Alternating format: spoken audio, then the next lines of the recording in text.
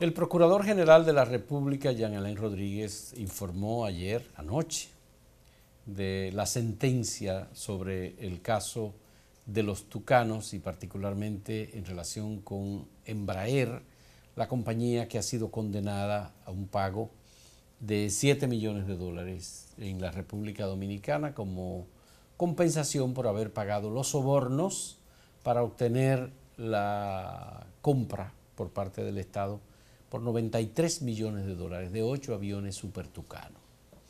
Lo que ha dicho el procurador es que esto es un caso extraordinario, que esto es una cosa realmente que se debe a su gestión y que el país debe estar satisfecho, contento, porque esto es una decisión y una sentencia histórica llevada a cabo por la gestión del Ministerio Público. Bueno, es la segunda vez que el procurador... Puede ser que sea histórica, ahora yo no sé si es para bien o para mal. Es la segunda vez que el Procurador General de la República celebra el caso Embraer, porque él lo anunció primero cuando se hizo el sometimiento. Y dijo que era una cosa grandísima. Y dijo que era muy grande, ahora lo acaba de decir de nuevo, porque hubo una sentencia en el sentido de lo que quiso el Ministerio Público. De todos modos, el caso Embraer y los aviones tucanos no ha sido investigado en República Dominicana, como debió ser investigado. No. Ni están los principales responsables del caso tampoco. Ahora lo que hay es un compromiso de la compañía brasileña que además confesó ante los investigadores de la Reserva Federal, de la Bolsa de Valores de Estados Unidos y ante los fiscales de Estados Unidos, cómo se pagó el soborno en la República Dominicana para obtener el contrato y a quiénes se les pagó. Y el gobierno de Brasil sometió a la justicia a esa compañía. Hubo 6 personas que fueron a prisión y, señores, aquí en República Dominicana no ha habido forma de que los responsables de ese hecho inaudito hayan sido sometidos a la justicia. No, aquí quieren vender una leyenda que ni de la mil y una noche. No, pero el procurador está... Que un simple coronel, ¿verdad?, delante de muchísimos generales, jefes de Estado mayores, secretarios de Estado y de legisladores, supuestamente él fue que armó todo, cobró y todos contentos y felices. Y en el Congreso, para la aprobación del proyecto de los 30, de préstamo, de los $93 millones, no hubo nadie que haya asumido la responsabilidad. Pero Reinaldo Pared, el presidente del Senado, sabe que hubo soborno. Lo saben todos ellos. El ministro de Defensa, hermano de Reinaldo Pared, Sigfrido Pared Pérez, sabe que hubo soborno. Bueno, cuando él estuvo ahí, él le pasó información incluso, que en su momento nosotros publicamos, que se había dado eso, él le pasó información al entonces procurador Domínguez Brito, que prometió que ese caso iba a avanzar, le dieron muchísima larga. Todo esto que se ha llegado ahora, ese acuerdo, que no es más que un acuerdo muy parecido al que se llegó con Odebrecht. Eso es un acuerdo de impunidad. Exacto, y pues, igual que por eso te digo, igual que Odebrecht. Es nada más y nada menos porque ha habido presión internacional. Fíjate que tanto Embraer como Petrobras, que se anunció ayer, como antes Odebrecht, habían llegado a acuerdo con las autoridades norteamericanas, pero allá sí le obligaron a pagar mucho dinero. Claro.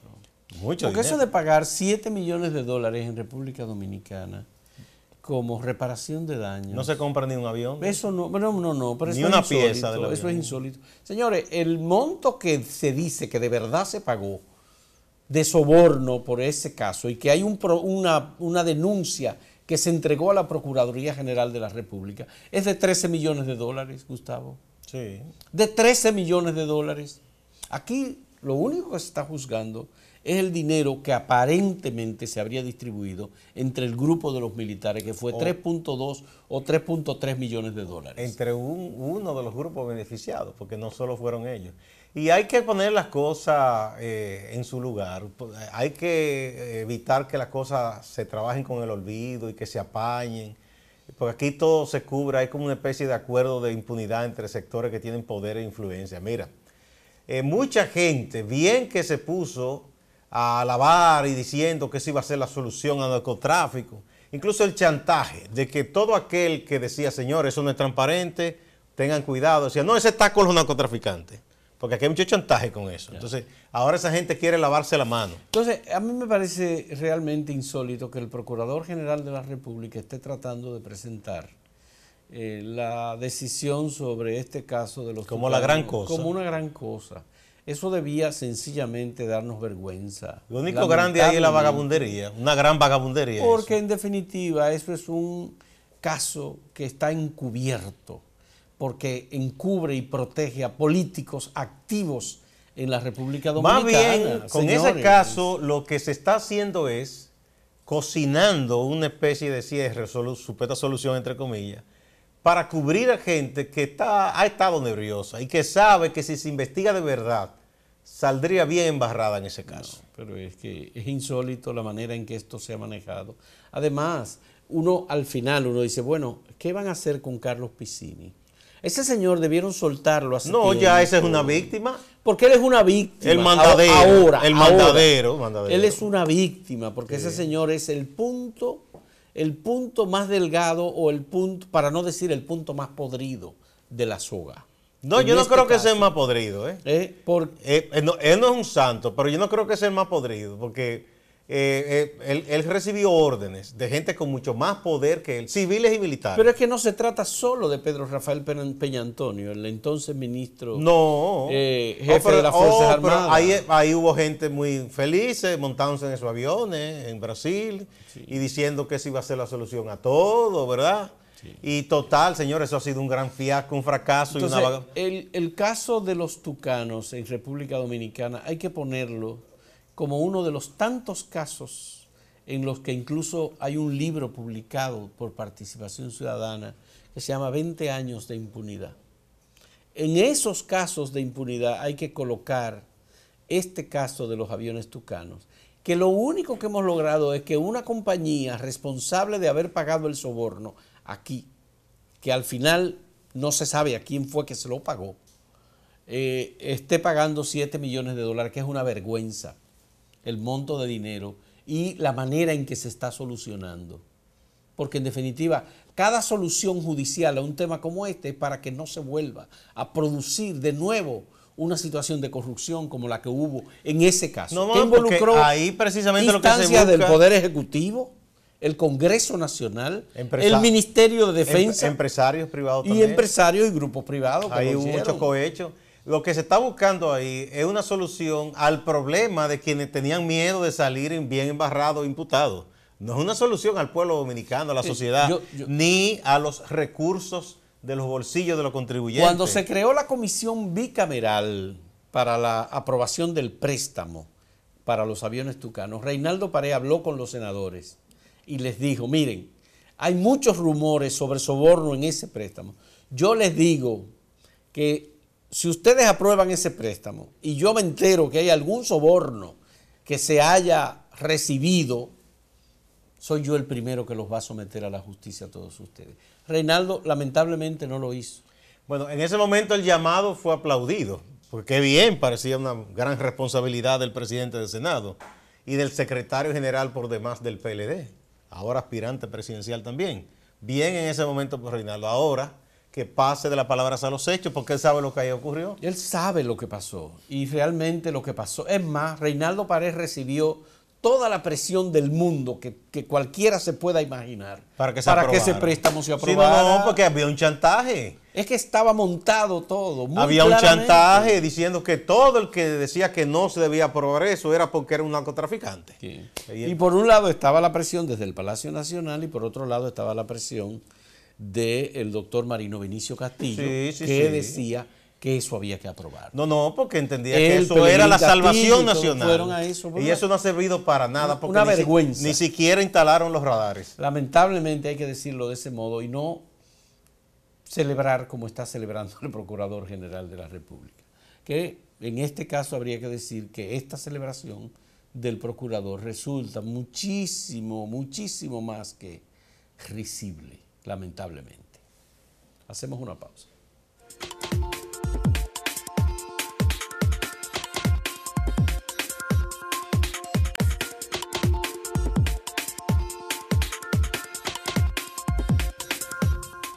Bueno, la sociedad dominicana tiene que aplaudir aplaudirse a sí misma, porque dio un ejemplo de lo que puede hacer el poder de la presión social bien encaminada cuando se coló primero la información y luego se confirmó de que la Liga Dominicana de Béisbol, que es la que organiza el torneo de béisbol profesional otoño-invierno, una tradición de muchos años, una pasión prácticamente del pueblo dominicano, que se le iba a dedicar el torneo al abogado Leonardo Matos Berrido, que fue presidente de esa liga y que es uno de los accionistas de un equipo, el equipo más emblemático, que es el Licey, que ha ganado más campeonatos.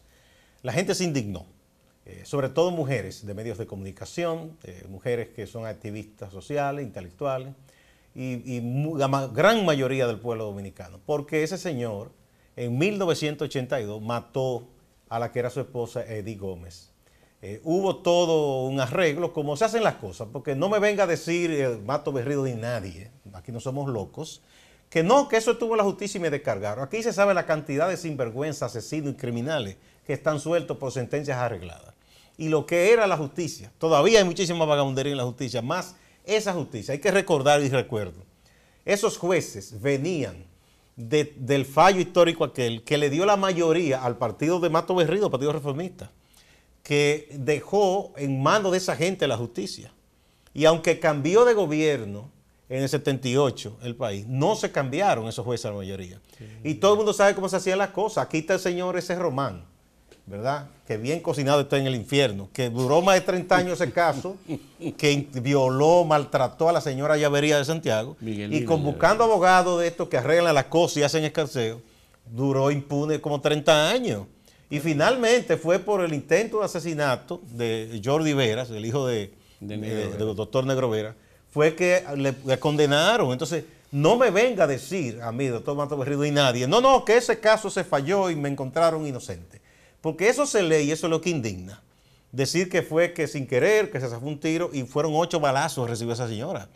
Y todo eso, se sabe la impunidad que goza esta gente, que viene desde la época de Trujillo. Él anda por ahí en muchísimos videos diciéndole discursos de alabanza al dictador. Entonces no sabemos quién es el personaje, que no se venga a pintar de ningún santo. Entonces la liga más o menos sacó la pata que había metido, porque le dedica ahora el campeonato a Vladimir Guerrero, un auténtico dominicano, hijo de las entrañas mismas del pueblo dominicano, que ha honrado nuestro nombre, que fue un gran beisbolista en Grandes Ligas y aquí, que está en el Salón de la Fama, y que bien se merece, ¿no? Ese, muchísimo más homenajes. Pero la Liga primero emitió un comunicado, digo y no digo, diciendo, bueno, que por razones atendibles, nunca mencionó la razón. Y qué bueno que el VHD, que ha estado patrocinando la corona, ¿no? Dijo a tiempo, no, nosotros estamos firmemente apoyando la erradicación y cualquier política en contra de la violencia hacia la mujer, porque precisamente el VHD tiene un premio honrando a las mujeres. No se iba a prestar a eso, ¿no? Y ante la avalancha de críticas y censura, entonces dice ese señor que él dijo que él entonces renunciaba. Bueno, que era demasiado descaro que insistiera en recibir y de manera inmerecida ese reconocimiento, ese homenaje. Bueno, fue un error de la Liga de Béisbol de República Dominicana el seleccionar al señor Leonardo Matos Berrido para dedicarle el torneo de este año. Como tú has dicho, sacó a tiempo, si no a tiempo, bueno, al final terminó de sacar la pata porque también lo que hizo fue recordar los hechos de 1982 y generar una indignación colectiva, no solamente entre las mujeres. Primero las mujeres, pero después la mayoría, la sociedad pensante. Y además se comenzó a organizar un boicot al torneo de béisbol de República Dominicana. Esto, por supuesto, que es uno de los elementos, solamente uno, que va al bolsillo de los propietarios de los equipos de béisbol. Porque en definitiva aquí lo que se ha querido es recuperar el béisbol profesional, y la Liga Nacional igualmente es una manera de potenciar y darle un poco más de provecho a los propietarios de los equipos que han hecho inversiones y que quieren que ese campeonato sea exitoso, que vaya mucha gente, que se venda publicitariamente y con esto resolver, bueno, pues sacar ventajas. Estaba amenazado el torneo, de verdad. El hecho de que el Banco BHD haya publicado ese comunicado que tú mencionas. Desligándose. No, lo que te está diciendo es que estaba yendo hacia uno de los sectores de mayor sensibilidad en términos económicos, es decir, las empresas en general que apoyan el campeonato de béisbol por año. Mira, y Es qué decir, bien que el BHD hizo eso. Si el Banco BHD lo hizo, significa que otras empresas ya se estaban cuestionando seriamente. Iban a hacerlo también. De que iban a hacer. Y es hora de que aquí las empresas actúen de esa manera. En Estados Unidos y en otras sociedades, cuando ocurre que una figura pública, inclusive que a veces representa una marca, comete un delito o ofende a una comunidad, inmediatamente todo el mundo dice, no, retiramos ese apoyo. ¿Por qué? Porque el consumidor, el ciudadano también dice, bueno, si esta marca apoya a esta persona que es un racista, es un misógino, es un golpeador de mujeres, nosotros no podemos apoyarlo y dejamos de consumir ese producto. Y eso es lo que deben hacer las personas. Entonces yo creo que hay que aplaudir a la sociedad dominicana que se levantó. Y además de un ejemplo, porque si la justicia aquí está podrida y no sirve para castigar a sinvergüenza de Zelaya, por lo menos que reciban la condena moral de la sociedad. Es una buena, muy buena forma de terminar esta semana, Gustavo, porque es un triunfo de la sociedad, en definitiva. Es decir, si no lo entendieron a tiempo en la Liga Dominicana de Béisbol, pudieron entenderlo después de que hubo reacciones e indignación. Porque, bueno, todo el mundo sabe, Leonardo Matos Berrido fue presidente durante 25 años de esa Liga de Béisbol. 26 años, pero bien, eso está ahí. Pero hay personas que han cometido crímenes y delitos, como el caso del propio doctor Matos Berrido, que está ahí y no hay otra manera de resolverlo porque al final la justicia lo descargó. La impunidad histórica. Pero hay una indignación social que no olvida eso. No. Lo que sí se han olvidado serán los jueces que tomaron la decisión. Los que asesinaron a las Mirabal fueron sacados de la cárcel y el pueblo dominicano los ha perdonado. No. No, claro que pero no. Que encima de que gozan de la impunidad, ¿verdad? Que no le enrostren, que no les restrieguen en la cara a la gente esa barbaridad, porque eso sí que indigna. Así es. De manera que qué bueno que se hizo esta rectificación y que al final vamos a tener un campeonato dedicado a una gloria del deporte, del béisbol de la República Dominicana y de las grandes ligas en Estados Unidos. Porque Vladimir Guerrero acaba de recibir este año el gran premio del Salón de la Fama, de ser miembro del Salón de la Fama. Y Vladimir nunca nos avergonzó como pueblo, un muchacho humilde, bueno, que no anda por ahí haciendo... Tiene méritos, tiene méritos, ciertamente. De verdad, o sea, ha sido todo lo opuesto, qué bien. No, muy bien, muy bien. Además, Vladimir Guerrero nunca ha sido de ninguna guardia universitaria. Ni anda haciendo abuso a nadie, por el contrario, ha hecho mucho bien a su gente. Sí, bueno, hacemos una pausa.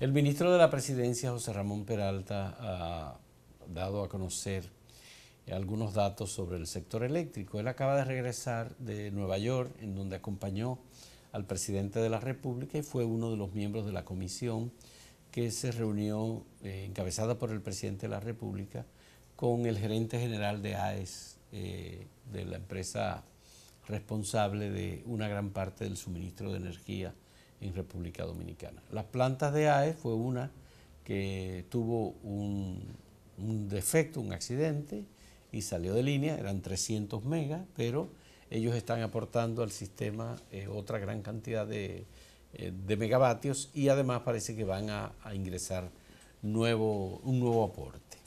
Lo que dijo José Ramón Peralta es que Punta Catalina va a entrar en operación inicialmente, creo que es en el mes de octubre, podría comenzar en la parte de prueba, pero que para diciembre ya va a estar aportando una buena cantidad, creo que son cerca de menos de los 300 megavatios que podría estar aportando la primera turbina, porque son dos turbinas, son creo que 720 megavatios lo que va a aportar Punta Catalina.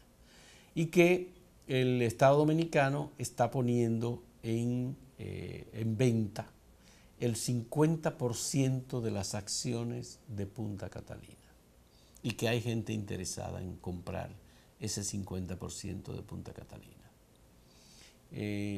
Eso ha dicho el señor José Ramón Peralta, también dijo que el pacto eléctrico está listo para ser firmado, que solo es una responsabilidad de la parte política, que el sector empresarial está de acuerdo, que el gobierno está de acuerdo, pero que esto es una mesa de tres patas, que falta el sector político.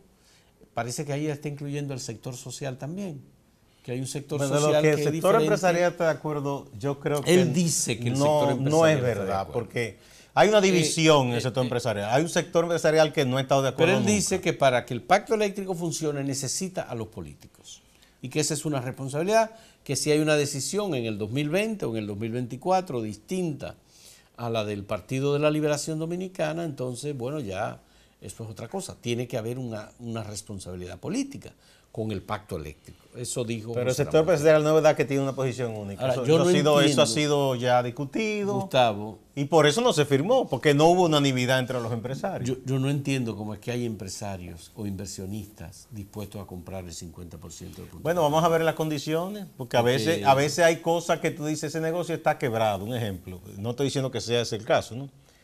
Y hay alguien que dice, bueno, yo veo tal ventaja, si me lo dan en tal condición, yo puedo comprarlo y relanzarlo, ¿verdad? Eso se ha visto. Entonces hay que ver cuáles son las condiciones. Y además me parece un contrasentido, porque lo que siempre dijeron los auspiciadores de esas inversiones estatales en ese sector, que decían, bueno, no se puede dejar todo en manos del sector privado porque eso es un tema estratégico. Eso fue lo que dijo el gobierno. Siempre se decía, y además decían, para evitar que el sector privado controle y ponga el precio que le dé la gana, porque se ponen de acuerdo. Bueno, entonces, ¿qué sentido tiene todo el sacrificio a que se ha sometido a la sociedad? Con todo ese dinero que se ha invertido ahí, todo el escándalo que ha rodeado ese caso de esa construcción, para que entonces ahora parece que digan, bueno, eso va a necesitar una constante inyección de dinero que no tenemos, vamos a venderle entonces al sector privado. Es un contrasentido. Sí. De hecho, el PLD se está desdiciendo a lo que comenzó a hacer y a que era su visión, uno no sabe si la mantiene cuando llegó al gobierno, que era la privatización. Que como en todo, no la quisieron hacer como debió hacerse, completa, para que no dijeran, porque en todo hay un problema de politiquería. Y lo que se inventaron fue un sistema que se puso en práctica en Bolivia, de que la capitalización total, que en donde se hizo, o el Estado terminó recomprando más caro, como pasó con las sedes, muy caro que recompró, o en otros casos el Estado ha ido perdiendo porcentaje accionario porque no ha reinvertido como ha hecho el sector privado. A mí me gustaría saber, ¿quién sabe en el gobierno dominicano cuánto cuesta poner en operación a Punta Catalina? No hay nadie que lo sepa, Gustavo, en este momento. No, porque imagínate tú eso. Ya el Estado ha dicho que ha pagado 1.945 millones de dólares. Se entiende que ya están pagos. Supongamos que sea verdad, más los 300 y tanto ahora. 336 millones de dólares adicionales. Más los 730 y pico que está reclamando el consorcio. 707. Que eso no nos lo pinta nadie de la costilla, eso se va a pagar. Ya. Más, espérate, pero más. El alquiler de las tierras en donde está Punta Catalina. También. Más el pago de los intereses de los préstamos asumidos por el Estado para la construcción de Punta Catalina. Todo eso sin contar. Más el pago de 5 millones de dólares como adelanto al Bandes para obtener el financiamiento. Todo el otro costo. Que no ha sido devuelto. El otro costo indirecto, porque hay que recordar que en esta fiesta que hubo, cuando, bueno, el pool de banco dijo, no, yo para eso no voy a financiar.